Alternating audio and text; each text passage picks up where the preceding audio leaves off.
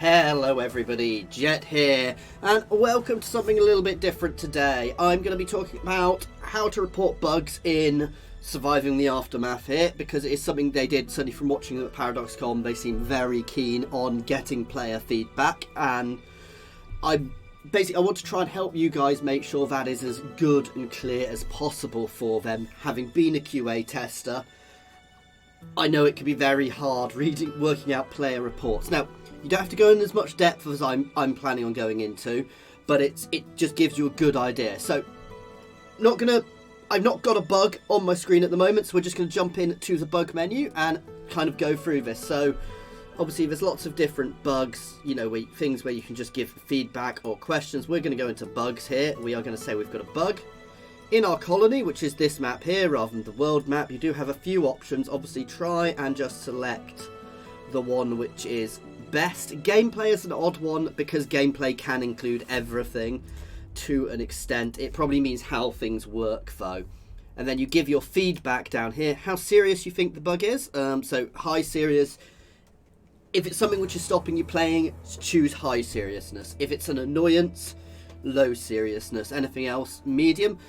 Just because it's annoying to you, if it doesn't actually stop the game from working, it's not a high serious bug. They need to know about it, but it doesn't need to be fixed instantly. And then your feedback, obviously you want to give as much information here as here. I've got things pre-copied because I'm ready. So I'm going to say I was unable to build a well. So the player was unable to build a well.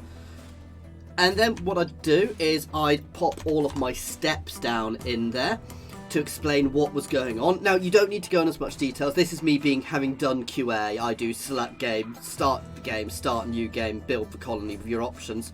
I mean, if I was doing it properly internal QA, I'd potentially go through all of the options individually. Select the build menu.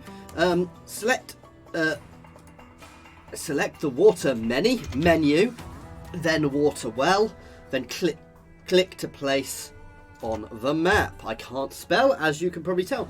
So left click to place on the map. Now, a couple of things in here which are key. They want to know how you've started the game, because if you've loaded the game, if it's on your save and if it's not happening on a new game, that's a big difference.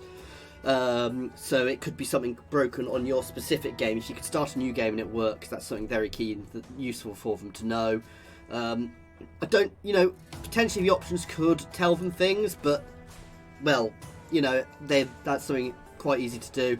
And obviously how you got to that, I don't know if it's a hotkey or a shortcut to do something, but how you actually selected the item you're trying to place or the thing you're trying to do. Basically, as much information in here broken down as clearly as possible, so that when somebody sits down to test this, they can go through that step by step to get exactly what you will do. Then you put what happened, observe the well does not place, or result, you can put whatever you want there.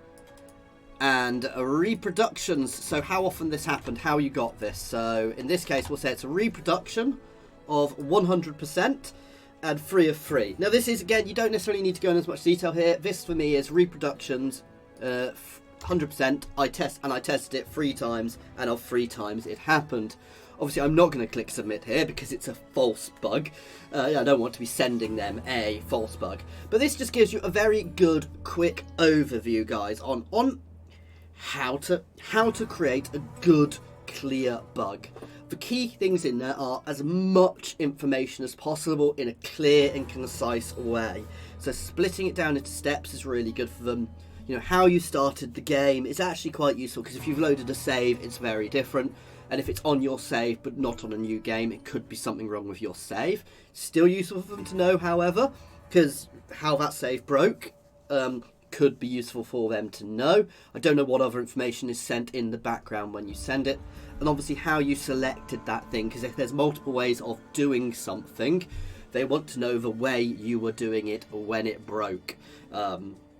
And how often it's happening. There's no point telling them it's happened once, because, well, there is, but if something's happened once and you're not able to reproduce it, it's almost impossible for them to track down. So do tell them, because there could be there could be hundreds of other people reporting the same issue as a one-off, which means it will come up and they need to know about it. But if it just happens once to one person in one place, they don't need to know about it. So still do it, but put, reproductions or just put this only happened once. Make sure it is clear that it was a one-off issue.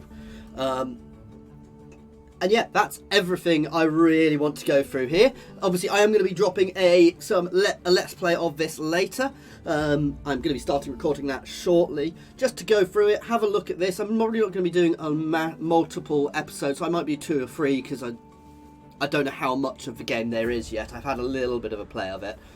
But so do keep an eye out for that, guys. But I wanted to drop this for you all, just to give you a sort of good grounding on that, and I hope that's helped.